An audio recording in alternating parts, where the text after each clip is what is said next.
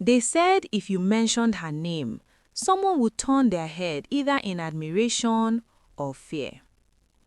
Her name was Chief Evelyn Ray, but the city knew her as Auntie Ray. She was a widow, no children. Her late husband, a powerful oil logistics magnate, had collapsed during a business trip abroad, leaving behind wealth so vast it shocked even his partners. When people expected Evelyn to shrink into mourning, she did the opposite. She expanded.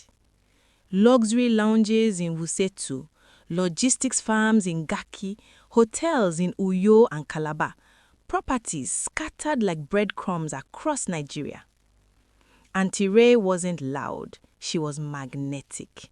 Tall, smooth-skinned, curves that made people pause mid-sentence, confidence that felt expensive. She loved freely, men and women, but preferred women, and she rewarded loyalty generously. Anyone who brought her joy never left empty-handed. From 300,000 naira cash gifts to 15 million naira transfers, luxury bags, watches, and foreign trips, her generosity became legend. But legend breeds enemies. Across Abuja, in a wine-lit rooftop lounge owned by Madam Selina Crown, whispers began to sharpen. "She's ruining the market," Selina scoffed, swelling her glass. "She doesn't bargain, she buys." And somewhere between jealousy and rage, a storm quietly began to form. What no one knew was that Auntie Ray's biggest threat wouldn't come from gossip, but from someone she would soon love. Jealousy doesn't scream at first. It smiles, watches, and waits. Madam Selina wasn't alone. By her side were Auntie Mora, Lady Bisola, and Queen Yinka, women who once ruled Abuja's discreet luxury dating circles. Now, their girls were disappearing. "She took my favorite last weekend," Bisola hissed. "She said Ray treats her like a human being, not a transaction." That sentence burned. So they changed tactics. Rumors started floating in nightclubs, salons, private gyms. "Have you heard? She's sick. That's why she spends recklessly. She knows time is short." Fear traveled faster than truth. Phones stopped ringing. Invitations were declined. Smiles turned to silence. Then the blogs picked it up. Anonymous pages, fabricated sources, photos twisted into weapons. Headline: "Exposed, wealthy widow running dark ritual parties in Jos." The internet feasted. One evening, as rain tapped softly against her balcony glass, Auntie Ray scrolled quietly. Insults, threats, accusations. She didn't cry, but something inside her cracked.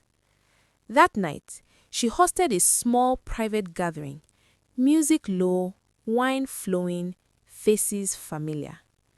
That's when Zina walked up to her, soft-spoken, sharp-eyed, a woman whose presence felt different. "Auntie Ray," Zina said gently, taking her hand, "you are hurting." And in that moment, Evelyn felt seen. But what Auntie Ray didn't know was that Zina had been sent to destroy her. The most dangerous lies are wrapped in affection. Zina became everything: travel partner, confidant, safe place. Paris, Marrakesh, Santorini. Auntie Ray softened. She cancelled wild weekends, stopped answering late-night calls. People noticed. "She's in love," they whispered. And she was. But Zina carried a secret heavy enough to choke her sleep. Before Evelyn, before the gifts, she had been recruited. Madam Selina promised her money, influence, a future. "Get close," Selina said. "Watch her. Wait for instructions." But love ruined the plan. Zina tried to quit. That's when Selina handed her a sealed backpack. "Plant it in her house," Selina whispered coldly. "We'll handle the rest." Inside were illegal substances, enough to erase a life. Zina's hands shook. That night, with tears falling silently, she hid the bag in a locked cabinet near the lounge. 2 days later, sirens, black SUVs, EFCC officers stormed the mansion. Auntie Rue was handcuffed in front of her staff.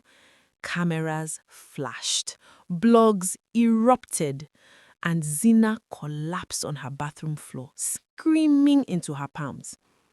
Would Zina stay silent, or would she destroy everyone, including herself, to save the woman she loved?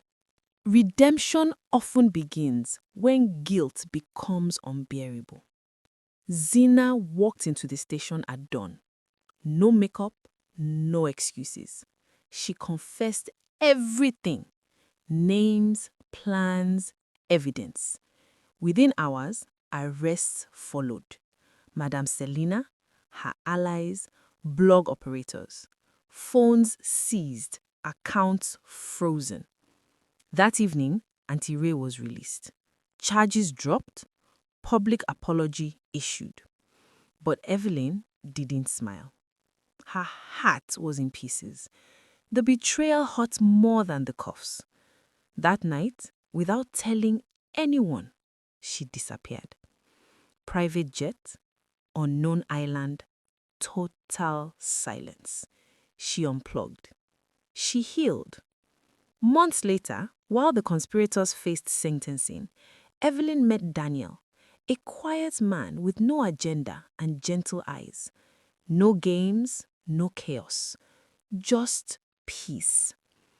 Would Auntie Ray ever return, or was the woman Abuja knew gone forever? Not all endings are loud. Some arrive softly and stay forever.